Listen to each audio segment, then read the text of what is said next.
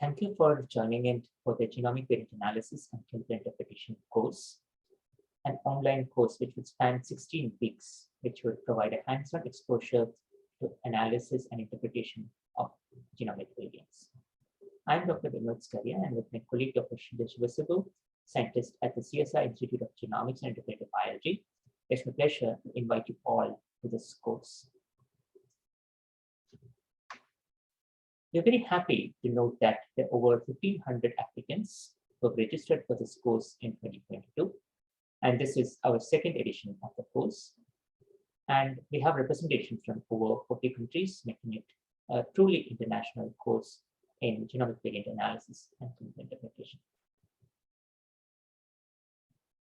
And this course would be administered on an online portal, which you have logged in, and you would have a student login and password.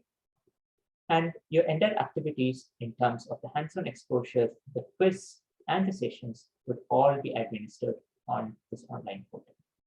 And over the next 16 weeks, we would try to educate you on the independent way of evidence collection and interpretation, conforming to the ACMG and AMP guidelines for interpretation of the pathogenicity of sequence variants, where you will learn how to collect evidence or attributes as per the 28 standard attributes in the definition, and be able to annotate or classify variants into 5 classes as pathogenic, likely pathogenic, benign, likely benign, or the variant of unknown significance. And we are doing this course largely because there has been a paradigm shift in the way we have been practicing genomics.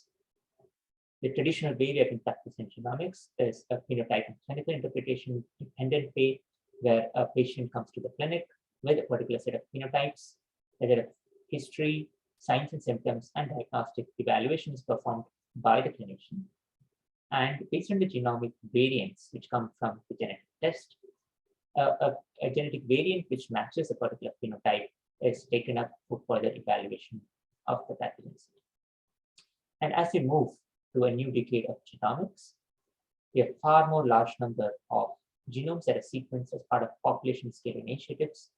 And therefore, we need to have a much better way of interpreting the pathogenicity of genomic variants for clinical interpretation, for risk prediction of individuals who might be carriers and in some ways suffering from genetic conditions. In this particular course, we have an excellent set of faculty who are experts in genomic variant analysis and clinical interpretation, and have published multiple publications in this area. And this program is brought together by the Genomic for Understanding Rare Diseases India Alliance Network, a program which I co-founded with Dr. GVACI and funded by CSIR. And in this particular program, we work with clinicians who see genetic conditions or undiagnosed families in their clinics.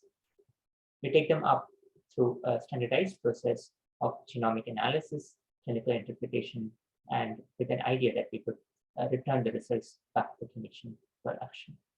While we will further take forward this research insights into understanding the biology of the disease, and also to understand how we can build or repurpose therapeutics for many of these undiagnosed rare conditions. This program was formed in 2015 and has been over years funded through multiple grants by the Council for Scientific and Industrial Research India.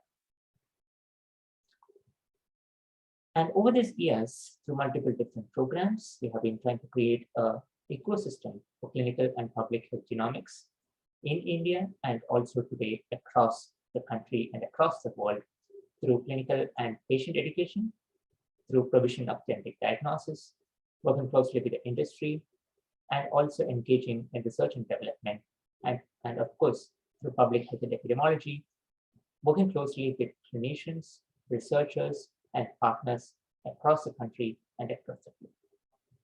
I welcome you all to this course, and have a wonderful 16 weeks ahead of intensive learning on clinical interpretation of evidence for genomic variants. Thank you.